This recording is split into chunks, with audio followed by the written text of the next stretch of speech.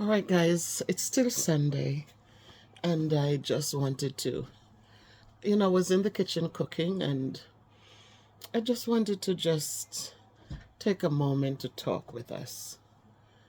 Just a moment to, you know, um, you all know my situation, and it's been weeks now that I'm home, and as I said to everyone, physically I am fine, apart from my lower back. Because as I said, they detected arthritis on my lumbar 2 and 4, and sometimes it can get interesting. Sometimes the back just doesn't love me at all. But once I'm moving, if I'm on the gazelle and I'm moving, you know, I push through things. I push through them. But I'm in the kitchen, and I'm just thinking of the word support. That word is a beautiful word, and we need to understand it. We hear people talk about child support, and it's interesting because it's a little support because you're sending financial help to help raise a child. But sometimes it's not even the financial part of it. It's the I am here. I am present. Do you need to talk? I am here to listen.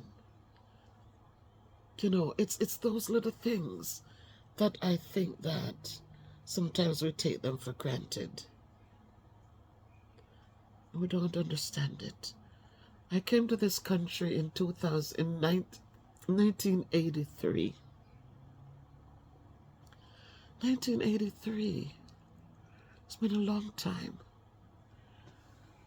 And I got here, and I remembered one of my aunts, she told her mom, you took them here.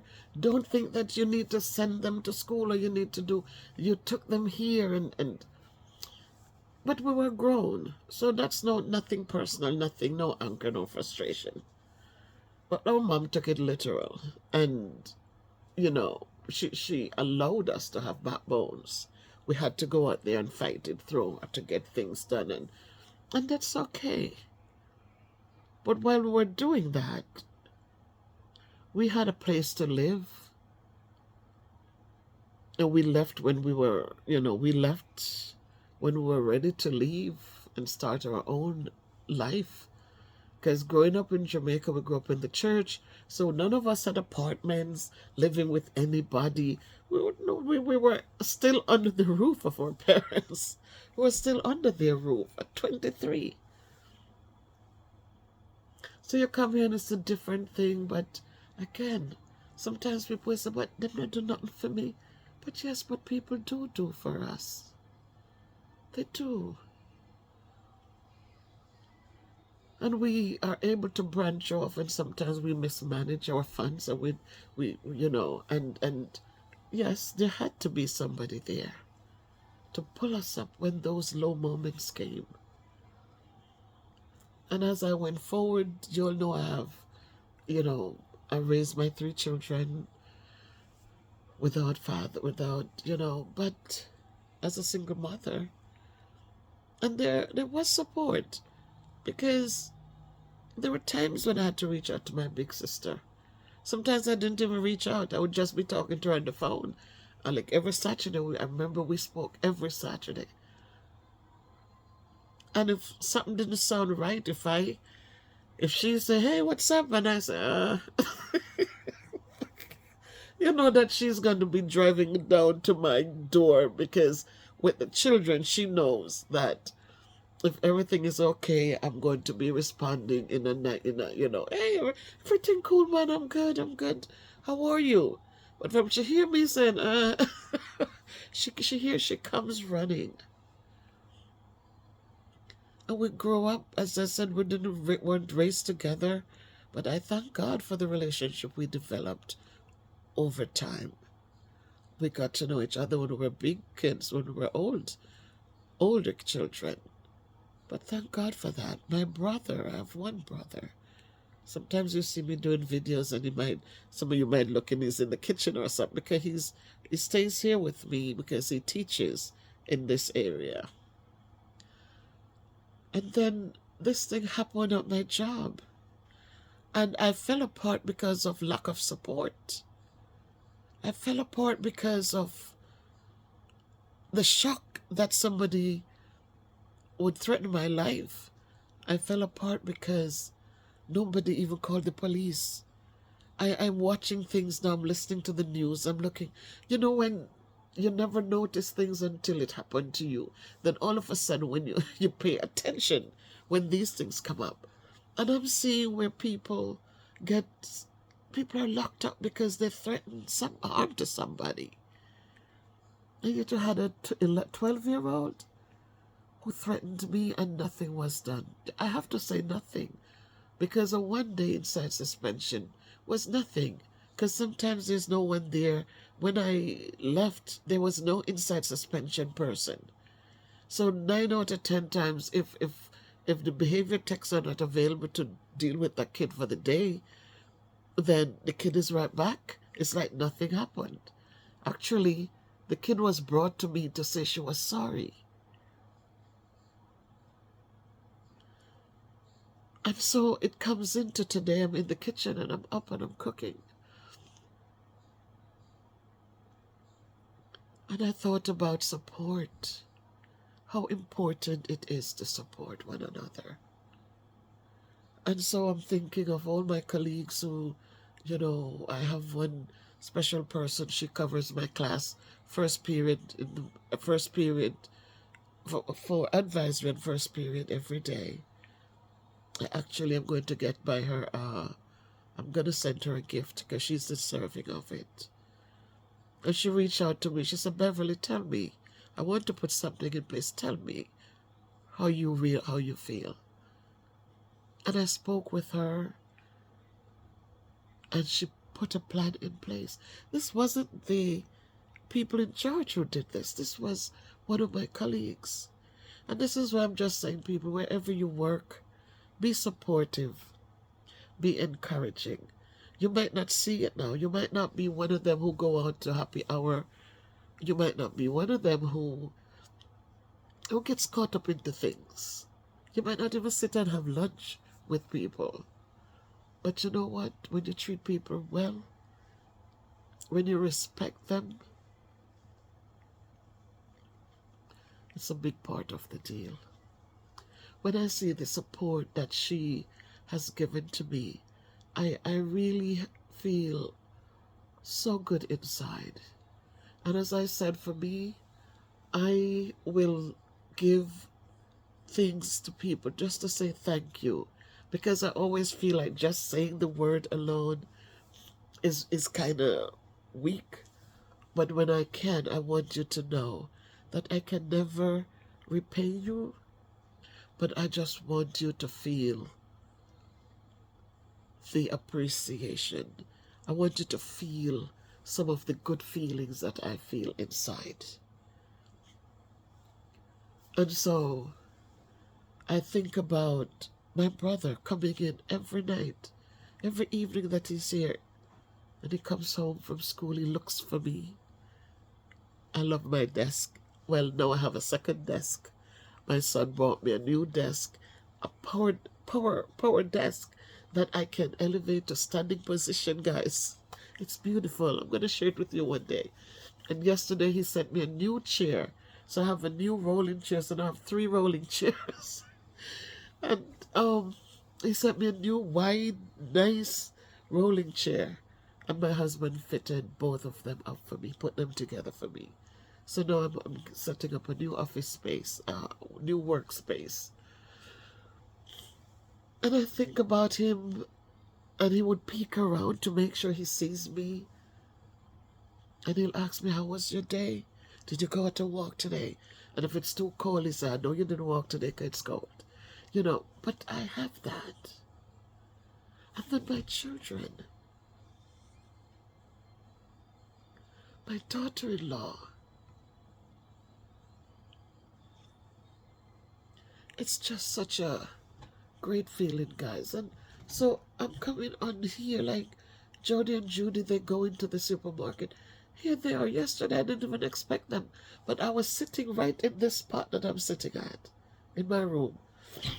And I'm looking at my bed. I changed the bedding yesterday. And I'm sitting right here and I'm saying, I feel like the bed could do a little turning around. And I said, oh God, I wish Jody and Judy would come by today, but it was already late. It was like 3 o'clock. And I'm just sitting here, and all of a sudden I heard talking. And it was my two girls who stopped by. And they came down here in the room and we're talking. And I said, Mommy, you're changing bed linens today? I said, yeah, but I was thinking more of just turning the bed around now. Those two didn't ask me, Mommy, why? Or Mommy, they just said, okay, Mommy, come, let's do it. And if you see those two poor girls, man, I'm telling you, love your children. Treat them well. Treat them well, I'm begging you. Treat them right. Treat them right. You might not have a lot to give them, but you see what you do for them, they know if it's the best that you can do. Even as a teacher in the classroom, kids know when you care. They know. It's not the things you bring in and give to them, but sometimes it's the talks that you give to them. It's the words you say to them that make them understand that they are human beings and they're filled with goodness and greatness. I think coming to turn the better, we talk about next steps for some things that are going to be in place, and just there's the support. The support. And I know many of you might be going through some things, and even some of you might have children who curse at you and say things, and it's hard. But don't give up. Please don't give up. Talk to them and let them know that you love them. You don't appreciate the bad behavior because you're a human being. When we allow people to see the humane side of us, or the human side of us, not humane, but the human side of us, that we have feelings. We have feelings. Sometimes it changes some things. So I'm just saying to us, your fathers, I wasn't lucky to be raised with a father. But those of you children out there who have fathers, or you mothers, encourage good relationships with the fathers. We have things that go on that children today are so much, that they're so distant because of technology, because of the artificial intelligences that are taking over. And so we have to make sure that we are having good relationships with the young people, because a lot of stuff is going to pass them by. Your father's going through with prostate cancer. A lot of these kids, they don't have time to even learn these things because they're just under the quick fixes. We have vacuums now that are robots. We have kiosks to check us out in airports. We have kiosks in Walmart, in supermarkets, in CVS, in local places now. Everything. I saw something the other day with a robot that was working at Starbucks. So these things are taking jobs. There's no relationships anymore. People would walk into coffee shops sometimes and look forward to speaking to the person serving them. Good morning, how are you? How is your day going? Make it a good day. People look forward to that. Now robots taking over. It's nothing to look forward to. Mothers, breast cancer, cervical cancer, all these things that are out there. And a lot of the information would have come, when we, in our time, when you hear about cancer, it was so foreign. But then when it happened in your family, then all of a sudden the reality hits. But now if we're talking to our children and we're explaining these things to them early, then maybe some changes can be made. And I said, I didn't grow up in an atmosphere where people, as I said, we were never hugged. We were never, like, we weren't encouraged. There was no, oh, I'm so proud of you. Oh my goodness, you can do this. You can do it. You have it in you. Except for Granny who would say, never give up, Bev. Never give up, my grandchild. Never give up. If at first you don't succeed, she would say, try again. You know. But there was no, I'm so proud of you. Nobody told you were beautiful. Nobody told, it was different. Because as I said in a video before, people, they couldn't give to us what they didn't have to give. But today, as we are in this age of, we know some more, we were exposed to some more, let's have those talks. Let us move away from us living in a space. I remember there was a time, and I said sometimes less is more, because the least you have, or the less amount you have, it's the more quality time we spend together. We're in this house, every room has a TV, everybody has a cell phone.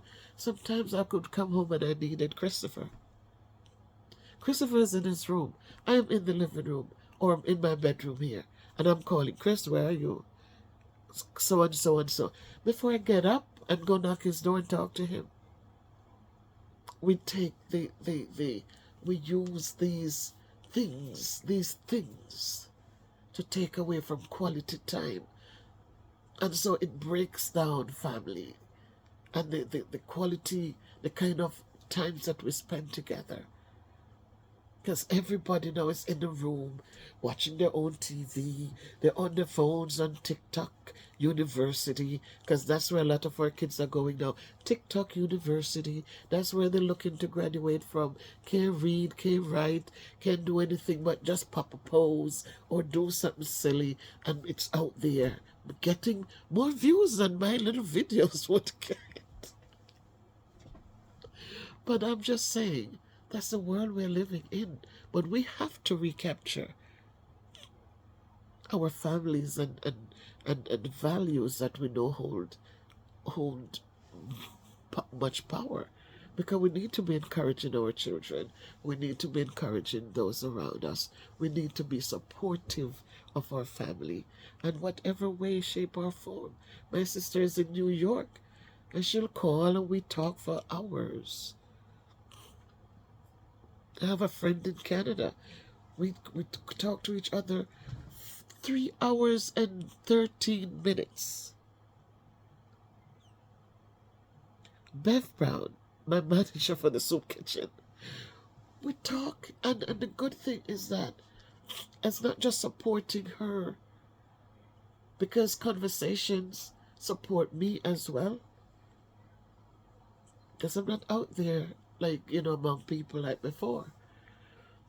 And we talk for over 2 hours, just talking. And she shares her experiences with me, because even though I knew her, I didn't know a lot about her. But now she feels comfortable to just share. And we just talk like sisters. So support comes in different forms, I say. It's not just about giving $1 here, giving $1 there. I have this person, Michael. I don't know Michael. Michael is on my channel supporting me from I didn't know how to do videos correctly. Ernestine, Bev Brown, AG, A lot of people from day one. But once Michael will respond to a video and it's just funny, people might see like different, like he'll call whatever it is, he'll just call it a peer, and we'll just joke about other New Hampshire peers and different, but it's the laughter behind it. So I don't want people to read them and think like, oh, that's foolishness. How does that look like a peer? It's just a joke. But he brings laughter and that support, because laughter is good. When I see him comment on the videos, it lights up. My brain lights up, because I know he's going to come up with something funny. And all of you who comment, I can tell that Erin is going to comment early. Jet is going to, Ernestine, if I put a video and I don't see Ernestine comment, I'm like, what's going on with Ernestine? It's my sister, okay, in the UK. Bev Brown, forget it. She always commenting. And all the people. And yes, some people might not have the time, and it's okay. But I know people are watching because the channel is growing. And I'm going up from 23 views or 33 views to 40, 70, to good views. So I am thankful. Trending Live, she is back on track and she's watching, she's sharing. That's support. So we shouldn't just look at people and say, oh, they never support me, because support is not just because they didn't give you $1 or they didn't buy you some groceries. Support is encouraging words. Support is just saying hello in the morning, waking up and remembering you and reaching out. Those things are support. I have another colleague who he'll text, Mr. Davis, thank you. Dr. West, thank you. People who will reach out, because we were part of the math team. And so I am one third of the team is not there.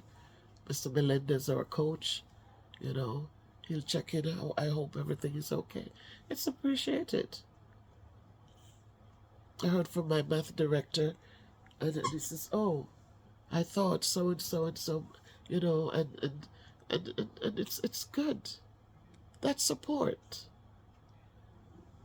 So as I sat there in the kitchen, and I wasn't sitting, I was at the sink, and I'm getting dinner ready. I made rice and gungo. I did some salmon. I baked the salmon. I made some gravy for the salmon, some vegetables, and I'm also cooking some turkey neck. And that could be for tomorrow or whatever, but I thought about it.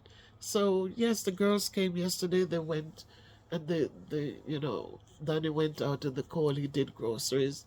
So when the girls came, we really didn't even need groceries, but they went to do their groceries and decided to bring bags in for us as well.